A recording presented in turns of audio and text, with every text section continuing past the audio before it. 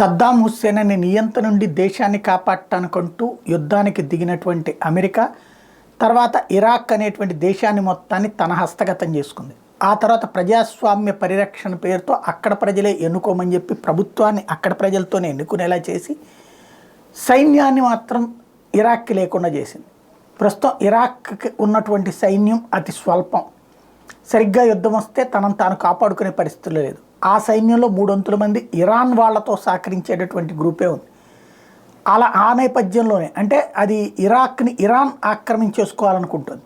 అది తెలిసినటువంటి అమెరికా ఇరాక్ని తను కష్టపడి సాధించి పెట్టినటువంటి దాన్ని వాడికి ఇచ్చేయడానికి ఇష్టం లేక తను అక్కడే కూర్చుంది. ఇప్పుడు ఇరాక్కి సంబంధించి ప్రజల చేత ఎన్నికైనటువంటి వాళ్ళు గతంలో అమెరికా మిత్రులైతే ఇప్పుడు అమెరికా శత్రువు అయినటువంటి సుదాని ప్రస్తుతం ప్రధాని అయ్యాడు. తను తాజాగా నాటోతో కూర్చుని చెప్తున్నాడు, అమెరికా వాళ్ళకి డెడ్ లైన్ ఇచ్చాం, వాళ్ళు దేశం విడిచిపోమనమని. సుమారు 2,500 మంది సైనికులు ఇంకా అమెరికన్ సైనికులు అక్కడ ఉన్నారు. వాళ్ళు లేకపోతే దేశ బహిష్కరణ చేస్తామని. శుభ్రంగా చేయొచ్చు. అమెరికన్ సైనికులు దేశ బహిష్కరణ చేసి ఆ దేశం నుండి వెళ్ళిపోమని చెప్పగానే ఇరానుడు వచ్చి ఇరాక్ని ఆక్రమించుకుంటాడు. తద్వారా పెట్రోలియం నిల్వలన్నీ వాడు నొక్కేస్తాడనమాట. అసలు సంగతి తెలియందా అంటే తెలుసు, కానీ ఇరానే వీడిని పెంచి పోషించింది, ప్రోత్సహించింది.